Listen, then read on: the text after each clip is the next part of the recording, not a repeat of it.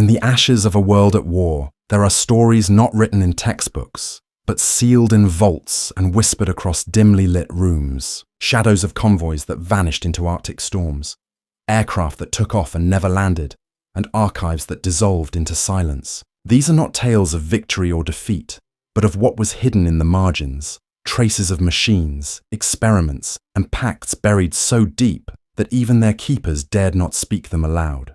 Like fragments of a coded message scattered across history, they surface only in glimpses. A sonar echo, a missing file, a rumor that refuses to die. Somewhere between fact and the abyss lies a truth too dangerous to illuminate fully, and yet impossible to ignore. We open the pages of what was meant to be forgotten, and with every revelation, the line between history and secret begins to blur. Chapter 1. The Forgotten Convoy to Murmansk. In the brutal summer of 1942, the Arctic became a graveyard of steel and men. The story of Convoy PQ-17 is well documented in official history. 35 merchant vessels and their escorts braving the ice and fog of the Barents Sea to deliver critical supplies to the Soviet Union. But behind the public tragedy, with its desperate radio signals and burning hulls, lies a buried narrative obscured by censorship and missing files. In the weeks leading up to the convoy's departure from Reykjavik on June 27th, British intelligence officers attached to the Admiralty's Operational Intelligence Centre compiled special cargo manifests. These were classified under the designation Harrow attachments, their pages stamped with red, most secret markings. Testimony from survivors decades later suggests that a fraction of the convoy's holds did not carry Lend-Lease vehicles or ammunition, but sealed crates escorted by armed men in plain uniforms, men who never appeared in crew lists. They were not naval ratings, nor cargo clerks. They reported directly to liaison officers from the British Security Coordination and had been briefed under conditions of absolute silence. PQ-17's journey was already fraught. The waters north of Norway were prowled by wolf packs of the Kriegsmarine, while the Luftwaffe's KG-30 bombers operated from Banak and Kirkenes, capable of striking with precision. Yet when First Sea Lord Admiral Dudley Pound ordered the convoy to scatter on July 4th, convinced that the battleship Tirpitz had sortied from Trondheim, the disaster unfolded with staggering speed. Merchantmen, deprived of mutual protection, became isolated targets. Of 35, only 11 reached Arkhangelsk. The rest were torn apart by torpedoes and bombs. Official figures list cargo lost as tanks, trucks, fuel, and raw materials. What is missing from the tally are the Harrow consignments. The logs referring to them stop abruptly after July 2nd. One of the few references appears in the diary of Commander Jack Broom, who commanded the close escort. His published memoir mentions peculiar cargo guards, who seemed more nervous about capture than destruction, and who demanded that in the event of boarding their crates be jettisoned at once. When pressed after the war, Broom dismissed the comment as morale control. But in 1978, a declassified intercept from Bletchley Park surfaced mentioning Harrow cargo transfer to Northern Friend, priority clearance Arkhangelsk. Northern Friend was the British codename for Soviet military intelligence, the GRU. The intercept suggests a deliberate plan, that among the ordinary material, Britain had concealed experimental technology intended for Stalin's engineers.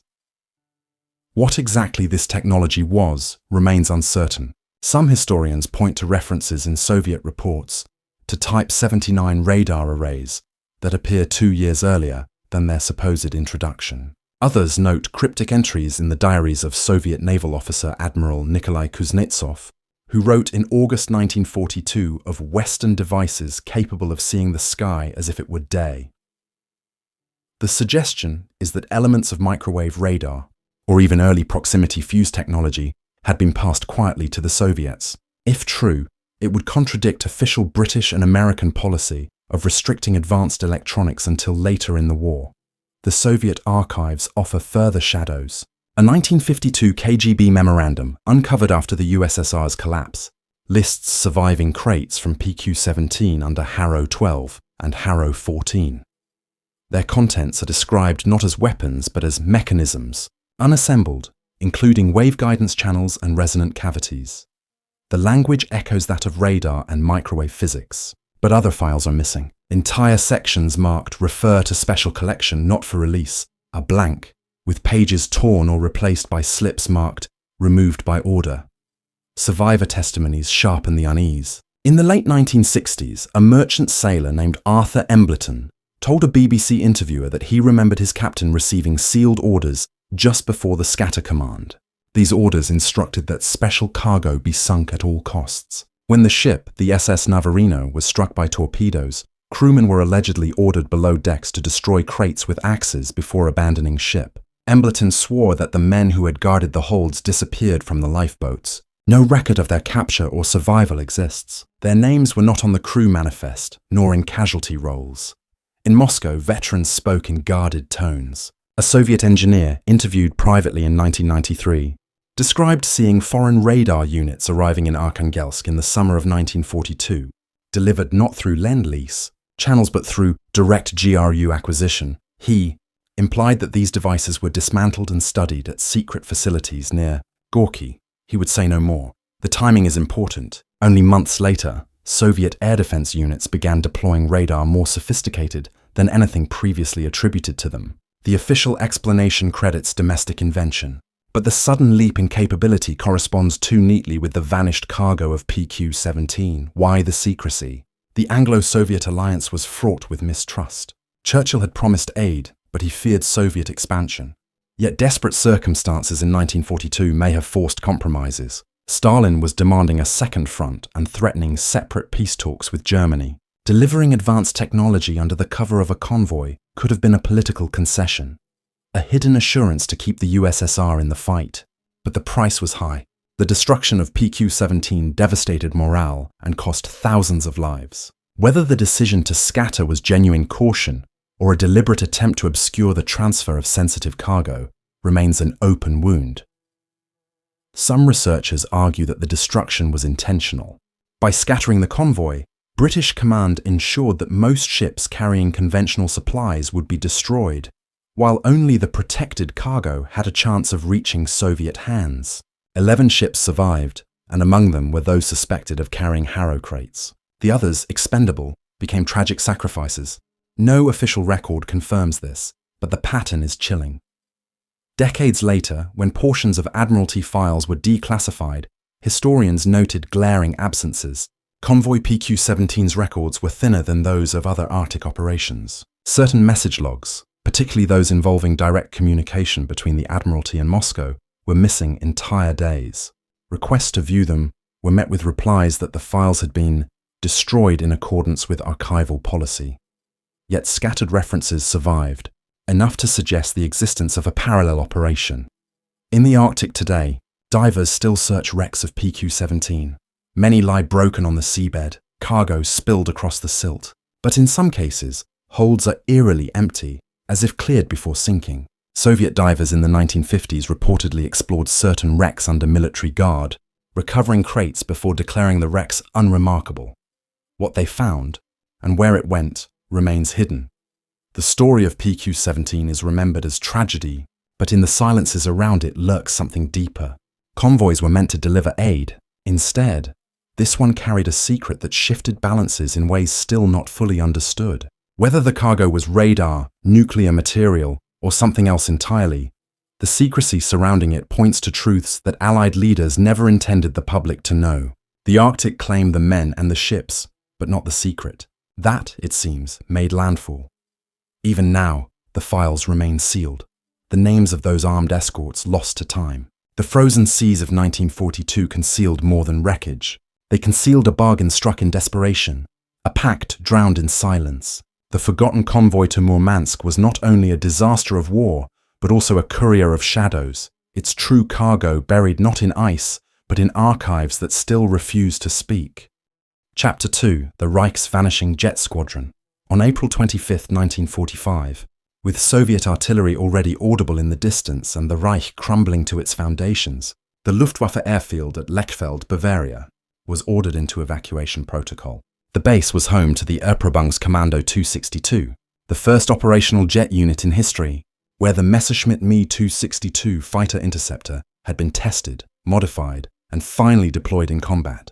Allied aerial reconnaissance over the following days confirmed the destruction of hangars and fuel depots, but something unusual stood out in the reports. Nearly 24 jet fighters, logged by Allied intelligence as present on the base in early April, vanished from all records by the time American forces arrived. No wreckage, no abandoned airframes, no captured pilots. The squadron was gone. Official accounts attribute this to disorder at the end of the war. Aircraft were supposedly dispersed, sabotaged, or hidden in forest clearings. Yet scattered documents and testimonies hint at a more deliberate withdrawal. Among the most troubling is a captured Luftwaffe field order, dated April 20, 1945, marked Geheime Reichssache, top secret state matter. The document references Gruppe Karst, a formation tasked with continuity of jet operations in remote sector. The order instructs that selected aircraft and crews were to be removed from Lechfeld and placed under the command of an SS technical liaison unit. Its destination was noted cryptically as Karlsbewegung Süd, a code never clarified in surviving archives. Local civilians remembered what official files omit. Villagers in the foothills of the Karwendel Alps testified after the war to hearing the piercing roar of jet engines at night, long after Lechfeld had been abandoned. Farmers spoke of makeshift runways carved into alpine meadows, guarded by armed men in black uniforms, while others recalled columns of trucks transporting heavy crates under tarpaulins into mountain passes. The reports were dismissed by occupying forces as rumor, yet the consistency of the accounts suggests organized movement rather than scattered retreat.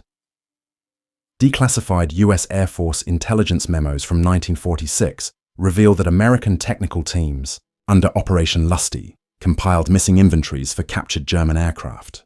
Several Me-262 prototypes, including advanced reconnaissance variants with extended range tanks, were flagged as unaccounted. One entry refers to serial number 170303, a unique airframe equipped with an experimental Fuji-218 Neptune radar. This aircraft had been confirmed at Lechfeld in March 1945, but was never recovered. The memo includes a handwritten note in the margin, possibly transferred south, destination unknown. The file ends abruptly, with no further follow-up. The Soviets too noticed the gap. NKVD reports, intercepted by British intelligence in 1947, mention jet aircraft discovered in underground facilities near Prague. The phrasing strongly suggests that at least some Me-262s, along with their crews, were relocated east before the war ended. Whether these fell into Soviet hands through capture or collaboration remains unclear, but Czech archives contain scattered references to SS units preparing special cargo for transfer at airfields near České Budějovice. Witnesses described sealed convoys guarded with ruthless discipline, while local engineers were ordered to provide fuel stocks but denied access to the aircraft themselves. There are darker possibilities. A post-war interrogation of General Hans Kammler, head of SS construction and secret weapons programs, yielded little. Kammler himself disappeared in May 1945, presumed dead, though his body was never produced. Some historians suggest that Kammler oversaw the evacuation of advanced weapons, including jets, into Alpine redoubts intended as bargaining chips. His documented control of underground facilities such as the Mittelwerk, and his involvement in moving V2 technology to safe locations align with the theory that the Me-262 squadron did not disband, but was transferred under his authority. Argentina's archives contain yet another thread. A 1947 naval intelligence cable from Buenos Aires describes unidentified aircraft flying in formation off the Patagonian coast, jet-like in appearance, leaving minimal exhaust trail. Argentine military reports of the period were rife with speculation about German fugitives and equipment arriving by submarine. While most of these accounts were discredited, the persistence of sightings raises the question, could long-range variants of the Me-262, launched from improvised runways in Spain or via hidden transport, have reached South America? No aircraft have ever been conclusively found there, but rumors of hidden wrecks in the Andes continue to surface. What is certain is the silence of those who knew. Several Luftwaffe officers from Lechfeld were detained by Allied forces but quickly reassigned, their testimonies sealed. Technical officers like Wilhelm Herget and Walter Nowotny's surviving ground crew provided detailed information on jet performance, but grew evasive when asked about April 1945 movements. Documents recovered in the 1990s show that some were placed under protective custody, not prosecution, raising suspicion that their knowledge was quietly absorbed into Allied programs like Paperclip where ex-Nazi scientists and technicians were folded into American and Soviet aerospace projects. The absence of wreckage is the most glaring gap. Allied reports catalogued hundreds of downed aircraft across Europe, including partial remains of jets destroyed by their own crews. Yet of the missing Lechfeld airframes, none were ever recovered, neither in German forests nor in Allied scrapyards. Aviation historians note that complete disappearance of serial-numbered aircraft is exceedingly rare, even amid the chaos of collapse. The simplest explanation is that they were deliberately removed beyond Allied reach.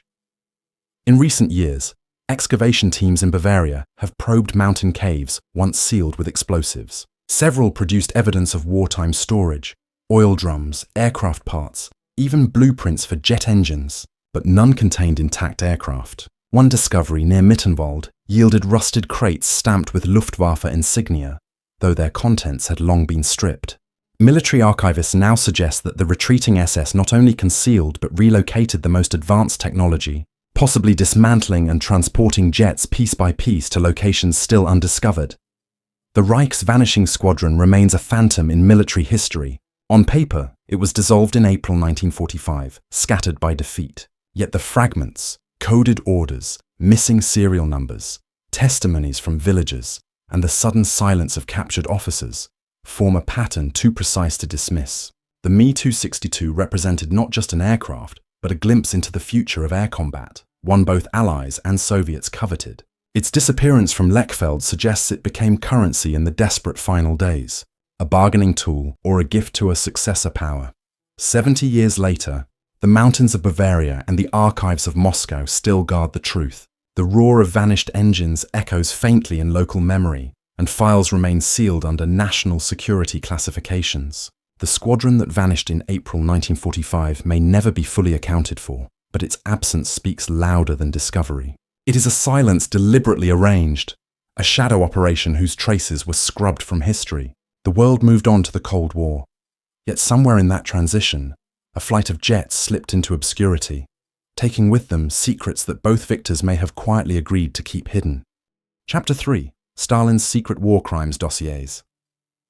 In August 1945, as the Soviet Red Army swept through Manchuria in its final campaign against Imperial Japan, troops under Marshal Alexander Vasilevsky captured not only Japanese strongholds, but also the headquarters of Unit 731 in Pingfang, near Harbin. The unit, officially named the Epidemic Prevention and Water Purification Department of the Kwantung Army, was the epicenter of Japan's biological warfare program.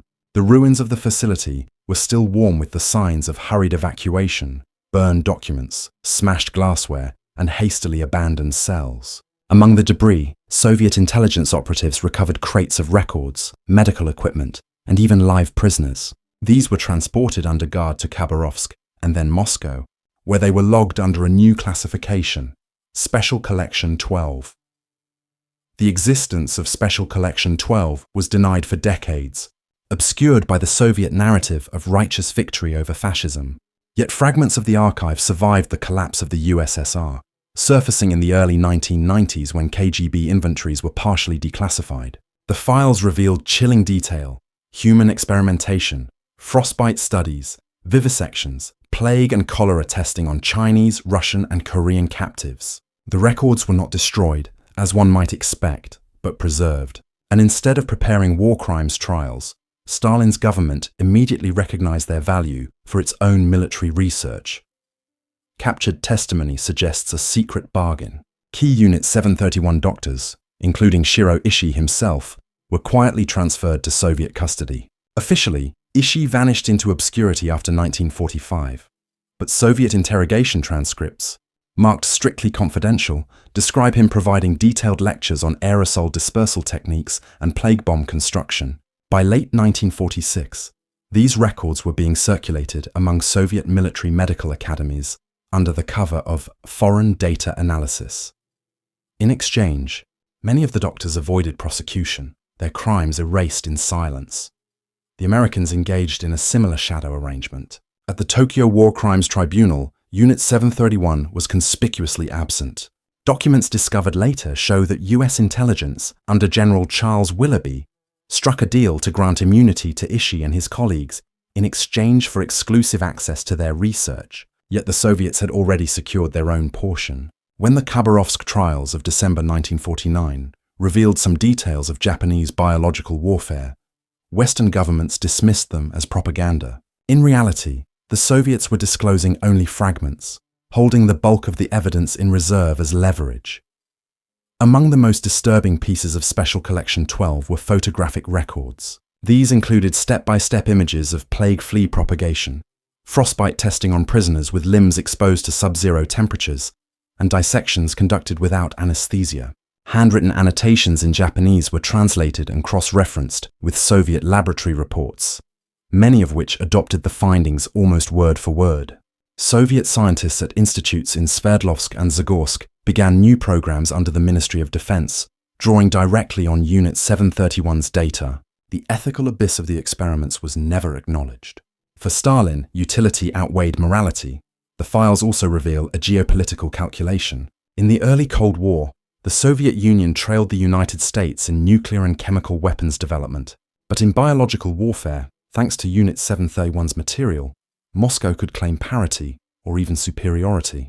The documents describe field tests in remote Siberian sites between 1947 and 1951, where plague strains reportedly derived from the Harbin laboratories were aerosolized over controlled animal populations.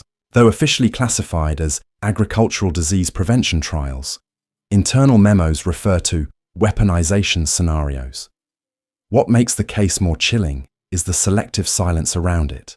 Soviet propaganda loudly condemned American use of Japanese war criminals, yet the USSR's own dealings remained buried. When defectors in the 1960s hinted at these archives, their claims were ridiculed. Only after the fall of the Soviet Union did fragments emerge. In 1992, a Moscow archivist leaked copies of interrogation notes referencing Ishii and his deputy Masaji Kitano. These revealed not only the scope of cooperation, but also the deliberate suppression of evidence that would have implicated the USSR itself in shielding war criminals.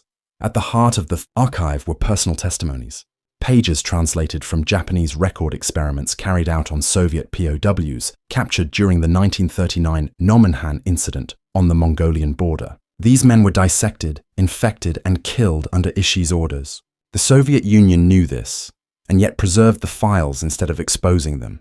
Stalin's regime effectively erased the suffering of its own soldiers in order to exploit their killers' knowledge. The cold pragmatism of this decision remains one of the darkest stains of the post-war settlement. The Americans, too, buried evidence. A CIA memorandum from 1956, declassified decades later, acknowledges duplication of findings from Soviet-held sources. This indicates that both superpowers knew the other possessed fragments of Unit 731's work. Neither side dared reveal the truth for fear of admitting their own complicity. Thus, a conspiracy of silence formed, bridging the chasm of the Cold War. War crimes were not forgotten. They were reclassified as assets. Eyewitness accounts reinforced the archive's shadowy weight. A Soviet medical officer who defected in 1968 described crates of documents stored in the basement of the Military Medical Academy in Leningrad, stamped with the designation Collection 12. He recalled diagrams of ceramic bombs filled with plague fleas designed for release over cities. He also spoke of prisoners transported to closed facilities for field validation, though he admitted he never saw them return. His claims were dismissed at the time as anti-Soviet fabrication. Only decades later did other evidence confirm his story. The secrecy extended well into the 1980s. Soviet defectors revealed that the Biopreparat program, Moscow's vast biological weapons initiative, continued to reference Japanese data in its internal documentation. The plague strain labeled H731 in one report suggests direct lineage from the wartime experiments. Even after treaties banning such weapons, the material remained in circulation. Shielded by layers of classification and denial, in 2002, a commission of Russian historians attempted to access the special collection. Their request was denied, the files labeled as permanently restricted. The archivists offered only a vague statement. The documents contain sensitive information affecting international relations. What sensitive information could remain more than half a century after the war? Likely, the proof that both East and West had betrayed justice in pursuit of power. The tragedy of Stalin's secret war crimes dossiers lies not only in their contents, but in their concealment. Victims of Unit 731 were denied recognition because their suffering became bargaining chips in a global struggle. Evidence of atrocities was not destroyed but locked away, its lessons twisted into fuel for new weapons. What should have been exhibits in a tribunal became tools in laboratories. The consequence was a rewriting of history in which crimes were buried, perpetrators spared, and entire nations implicated in silence. The special collection still exists, its pages yellowing in Moscow vaults, sealed behind locked steel doors. Every so often, a reference slips out, a footnote in an obscure medical study, a missing file from a catalogue, a whisper from an archivist who has seen too much. Together, these fragments suggest a truth far darker than official history allows, that justice after the Second World War was selective, and that the line between victor and criminal blurred when knowledge became the prize. The crimes of Unit 731 were never erased. They were appropriated, classified, and hidden, not for the sake of forgetting, but for the sake of power. Chapter 4: Operation Eclipse and the Missing Files. On May 8, 1945, Germany surrendered unconditionally, and the Allies prepared to dismantle the remnants of the Reich. Operation Eclipse, the top-secret plan for the military occupation of Germany, was designed to ensure a swift takeover of critical sites, airfields, armories, communication centers, before chaos or sabotage could erupt. The official record portrays Eclipse as a logistical success, executed with precision by SHAEF, Supreme Headquarters Allied Expeditionary Force. Yet in the margins of its classified planning documents are references to an unusual category of material, labeled Category Z. Unlike standard war trophies, these were not listed as weapons, vehicles, or intelligence reports. They were files, dossiers, and ledgers, transported west under the guard of American counterintelligence units, then erased from inventories as if they had never existed. The first hints of Category Z appear in a 1946 memorandum from the Office of Military Government, U.S. Zone. The memo notes the secure transfer of trunks marked with double lightning runes, from depots in Kassel and Frankfurt to undisclosed destinations. Eyewitnesses included a British liaison officer, who later described entire convoys of trucks, each escorted by armed MPs, carrying sealed containers loaded from SS administrative offices. The contents were never declared. The British officer's report was filed, then redacted, with the note, "Matter handled under US jurisdiction." Post-war testimony from German clerks deepens the mystery. In Nuremberg prison, an SS adjutant confessed that before surrendering, his superiors ordered him to pack economic ledgers detailing arrangements with foreign firms. He named American, Swiss, and Swedish companies with wartime connections to German industry, insisting these were handed to US officers under promise of secrecy. His statements were excluded from the trial transcripts. Instead, the adjutant was quietly relocated to an internment camp and later released without charge. The implication is unsettling, that certain financial entanglements, embarrassing to both sides, were buried under the weight of Category Z. In 1953, a congressional committee investigating Nazi economic networks requested access to wartime occupation files. The Pentagon replied that relevant records had been misplaced. Decades later, fragments surfaced through the Freedom of Information Act.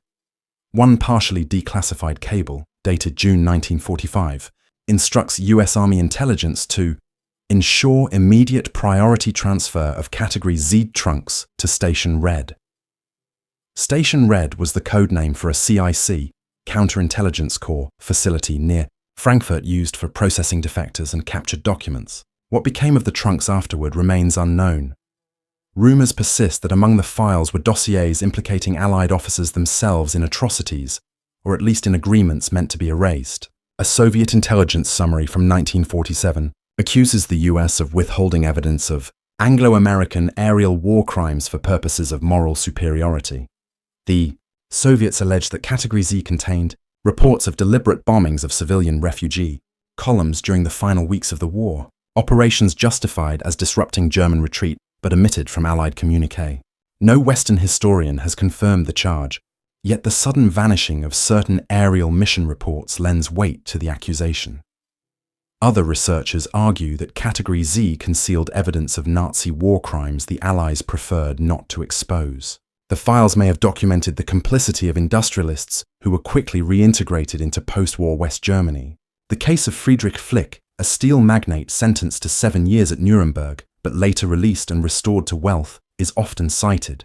Did his name appear in Category Z ledgers, revealing payments or partnerships too damaging to reveal? The secrecy extended beyond economics. A British SIS officer, who defected in 1961, claimed that Category Z also contained intelligence exchanges between the SS and Western agencies during the final months of the war, when some German officers sought to negotiate with the Allies while still fighting the Soviets. He insisted these documents showed a network of back-channel contacts that foreshadowed the recruitment of Nazi intelligence officers into the emerging Cold War order. His claims were dismissed publicly, yet his defection coincided with revelations that Reinhard Gehlen, former Wehrmacht intelligence chief on the Eastern Front, had been recruited by the Americans to form the nucleus of West Germany's new spy service. By the late 1970s, scholars pressing for transparency under declassification laws encountered a recurring obstacle. Eclipse files were heavily thinned, with entire boxes missing. The National Archives catalogue lists gaps in May-June 1945 records, precisely when Category Z transfers occurred. Internal notes describe the files as permanently withdrawn, a rare classification used only when documents were considered dangerous to release under any circumstances. The justification: national security interests. Survivors who handled the convoys recalled details that fueled speculation. A US truck driver stationed near Munich testified in a 1985 oral history project that he had transported crates marked with seals he did not recognize, guarded by plainclothes officers who refused to identify themselves. He remembered being ordered at gunpoint not to look inside. When the convoy reached a railway depot, the crates were loaded onto sealed cars, and his unit was reassigned. His commanding officer told him simply, "Forget it ever happened." The pattern suggests deliberate curation of memory. While Nazi atrocities were exposed in gruesome detail at Nuremberg, other truths were quietly suppressed. The Allies, determined to present themselves as liberators, may have erased files that complicated this image. Likewise, exposing the depth of corporate collaboration with the Reich could have destabilized post-war reconstruction. Category Z became the receptacle for inconvenient evidence, sealed away in basements and vaults. Today, historians who attempt to trace these files confront not only bureaucratic stonewalls, but also deliberate erasures. Catalogues list missing boxes, footnotes refer to withdrawn material. Archivists shrug at unexplained gaps. Occasionally a stray page surfaces, an index card from Frankfurt, a reference in a logistics log, a receipt for special transfer trunks. These fragments confirm that Category Z existed, but not what it contained. The ultimate fate of the trunks is unknown. Some believe they were shipped to the United States and remain buried in military archives. Others suggest they were destroyed to prevent exposure. A third possibility is that their contents were parceled into intelligence dossiers, quietly feeding Cold War strategies while their origins were erased. The lack of wreckage is telling. Even the physical containers appear to have been dismantled, leaving no trace for later auditors. The missing files of Operation Eclipse reveal a paradox. Victory was presented as absolute, moral, and clean, but in reality, the victors curated the evidence of history, selecting which crimes to display and which to bury. Category Z symbolized that process, a classification created not to protect the public, but to protect reputations, alliances, and the fragile order of the post-war world. 70 years on, the trunks remain phantoms, their seals unbroken. In the silence around them lies a reminder. The story of the Second World War is not just what was revealed, but also what was deliberately concealed. And in those missing files may lie truths that challenge not only the narrative of the defeated, but also the honor of the victorious. Chapter 5. The Ghost Submarines of Operation Caesar. In the winter of 1944, with the Reich collapsing on all fronts, the Kriegsmarine launched one of its final covert ventures, Operation Caesar. The mission, known only to a handful of naval officers and SS technical staff, was conceived to ferry advanced technology from Germany to its ally Japan. The official purpose was to strengthen Tokyo's defenses against the Allies, but the cargo manifests suggest something more. Loaded into Type 9D2 submarines were not just blueprints and spare parts, but heavy sealed canisters marked with cryptic codes, guarded by men in black uniforms whose names never appeared on crew rosters. To the crews, It was whispered that the crates contained uranium oxide, advanced radar equipment, and jet turbine assemblies, fragments of the Reich's last hope to extend the war through technology. Most of the submarines never arrived. U-864, the most infamous of the Caesar boats, was sunk off Norway in February 1945 by HMS Ventura, the only known instance of one submarine destroying another while submerged. When divers explored the wreck decades later, they confirmed the presence of mercury canisters, but hinted at additional sealed containers whose contents remained classified. Yet U-864 was not the only submarine dispatched. Several others vanished without trace, their logs ending abruptly. German records list them as lost at sea, yet no wreckage or survivors were ever confirmed. The US Navy's intelligence files, declassified in fragments during the 1980s, contain anomalous entries. Patrol logs from 1946 describe sonar contacts off Patagonia, contacts described as large metallic hulls, submerged, with dimensions exceeding known whaling vessels. These reports, filed by USS Atul and USS Cochino, were never explained. Both submarines were ordered to clear sector immediately, under instructions from ComSubPac. The suggestion is chilling, that remnants of Caesar's flotilla may have reached South America, continuing their voyage long after Germany's surrender. Eyewitness accounts add to the puzzle. In 1947, fishermen along the Argentine coast reported sighting a submarine surfacing briefly before vanishing again beneath the waves. Some described the conning tower as unlike the American or British vessels then stationed in the region. Argentine naval reports acknowledged the sighting, but recorded the case as unverified. Within months, rumors of German officers disembarking in Patagonia, aided by clandestine networks of expatriates, began to spread. The link to Caesar was never confirmed, but the timing aligned too closely to ignore. The Soviets pursued their own leads. NKVD reports intercepted by British intelligence in 1946 reference cargoes of uranium believed to have been transferred via submarine to Japan, then intercepted by Soviet naval units in the Sea of Japan. Though no such seizures were ever admitted publicly, Soviet atomic research accelerated dramatically in the immediate post-war years. While official history credits espionage against the Manhattan Project, the possibility that fragments of German nuclear material reached Moscow cannot be ruled out. A partially declassified GRU memo from 1951 even mentions Caesar consignments as having been acquired through extraordinary means. The mystery deepens with the disappearance of specific crews. Families of sailors assigned to Caesar boats received only terse notices. Missing, presumed lost, yet post-war interrogations of captured German officers include cryptic remarks about men resettled overseas. One interrogated SS logistics officer insisted that several hundred tons of cargo had been successfully delivered to allies who were no longer allies. His statement was cut from the official transcript. In the archives of Kiel, historians found shipping orders dated December 1944 that referred to Special Transport 24. The orders included specifications for reinforced canisters designed to withstand deep-sea pressure, implying that their contents were both volatile and valuable. Some speculate these contained uranium oxide intended for Japanese research reactors. Others suggest advanced gyroscopic components for missile guidance, prototypes of the V-2 program that could have transformed Japanese defenses. Whatever they contained, they never appeared in Allied inventories of captured technology. The Allied response was selective. At Nuremberg, Operation Caesar was mentioned only in passing, framed as a failed supply mission.